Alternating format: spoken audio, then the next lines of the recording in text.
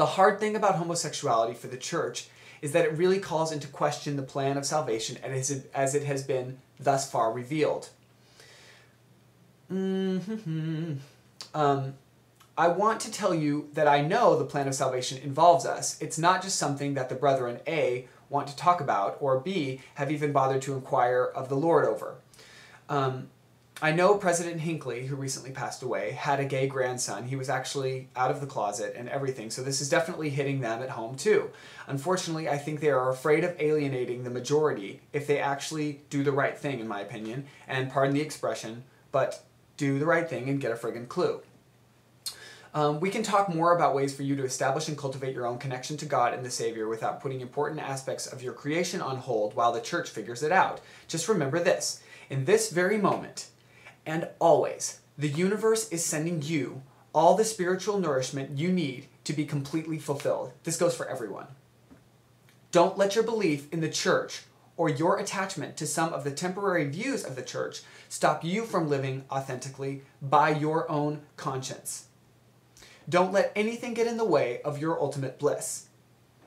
And you, and only you, can decide what that is. But for me, my bliss is not being a celibate man with no children, and no passionate kisses, and no husband, and no partner in life. It is just not for me, so I am committed to my own happiness. Adam and Eve had to choose between two commandments. They made a choice, and for that mankind exists. I have chosen between two commandments too. I have chosen to have joy, which according to Nephi is why we exist in the first place. And if you're going to go and, if you want to use the Mormon way of thinking. So that was pretty much it. I had a letter from someone that I knew when I was at BYU who said, your way of talking through things, he's like, it's just clear that you have basically tried as hard as you can to plug up every loophole in terms of something that a Mormon person could come back at you with. And, I do think that that's very true about my belief system. I think that the way I express myself, I suppose I'm trying to do it in a way that that no one can really come at me and say, you're wrong because the scriptures say this. I think in a way it is a little Bible bashy what I'm doing to use the scriptures and use Adam and Eve as an example. However, I guess I'm not going to try to defend myself on that account because I think it's true. I think it's a little bit defensive, and I think it has something to do with my background, where I come from, and the fact that, I was raised by people who were questioning my behavior on a doctrinal level. How can you doctrinally back up what you're doing? And the truth is, I don't really need to do that for myself anymore because I don't necessarily think it's important for me anymore to try to prove that the Mormon Church is true and justify all my behavior within the confines or through the lens of Mormonism. Although I do feel that I will always be Mormon on a deep level. So I want to get back to church attendance and something I touched on in the letter because that might be something confusing. A lot of people who come to terms with their sexuality, the natural result of that is to stop attending the Mormon Church and perhaps stop attending church altogether. I'm all for that if that is, if that's your natural response and that's, the way that if that's what coming out to you means.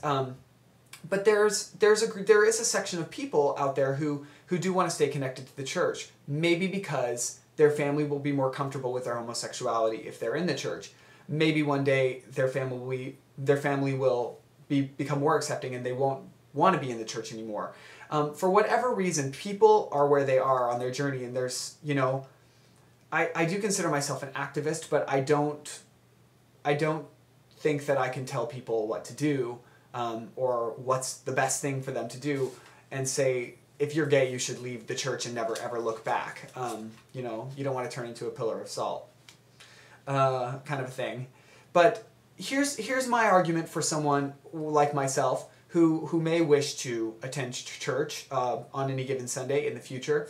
The truth is, it's a place where people are gathering that, are making their best effort to create a community in which love and positive values are shared.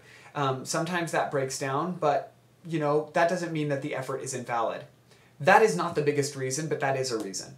For me, the biggest reason for you, if you were to choose to attend church, maybe you are, keeping your family at bay. Maybe you're keeping your family from being too upset with you. I know that my mom in particular didn't really get this way. I came out when I was 18, so she's known that I'm attracted to men since then. But I think now that I've sort of shown my parents that I don't really believe in the church anymore the way that it was taught to me, and that I don't believe it's the only path to me having a happy life and a happy afterlife, I think that's when they really freaked out. And so I think, part of me attending church from the age of 18 to about 30 had a lot to do with the fact that I think underneath it all, I felt that this probably would be the reaction of perhaps some of my family members. If I did decide to stop attending church, maybe they would become a lot more aggressive with me about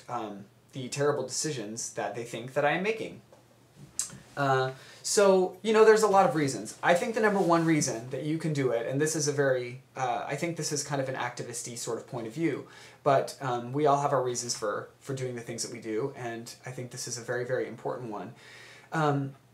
One thing that happens to members of the church is that come out of the closet, I think they disappear from the congregation, and especially if it's something that's been somewhat publicized, if everyone in the church, in the ward, knows that they were gay, or that they came out of the closet, or they got a boyfriend, or whatever the case may be. I think what tends to happen is we empower people to say whatever they want about us if people have a certain agenda against homosexuality within the church. And I've known a lot of church leaders who absolutely do not have an agenda against homosexuality. In fact, they're extremely accepting even of people who have a boyfriend. I've seen that personally. So not everyone has this agenda, but I think if someone wants to, we give them a really, really amazing set here so they can spike it down on the other side by basically disappearing from the fabric of the church altogether after we come out of the closet. My reason for saying this is because I've personally seen several occasions in which someone has come out of the closet and it is something that the ward knows about, or some members of the ward know about, so then eventually, of course, it gets around. And what ends up happening is that someone with an agenda can say, well, they came out and now look, they're gone. And, I saw them and their countenance was very darkened, and they did not have that light in their eyes anymore. And it just proves to me that the church is true. And it just proves to me that, if you don't follow the gospel, you really lose. Look, they're not here. They're not in the church anymore, and they're not following the teachings of the church anymore. And they, the Lord has just, ceased to strive with them, and the Spirit has ceased to strive. I mean, they can say anything because you're not there. They can say you're unhappy and suicidal, and they can say anything they want. And what about the little kid who's 11 years old, who's just about to become a deacon and is totally homosexual, and is like, oh my gosh, like, look, their life is ruined because you're not there. You're not there to show up on Sunday with a smile on your face saying, like, I am gay, I have a boyfriend, but look at my face. Look at me. I'm blessed. I am whole. I'm happy. I am full of love. And, I just really feel for that little 11-year-old, and and that young Maya maid who's sitting there saying, like, I'm a lesbian. I know I'm a lesbian. I know I'm not attracted to the little boys in the ward. What about her? Someone has to be there for these kids, and someone has to be there for these adults too.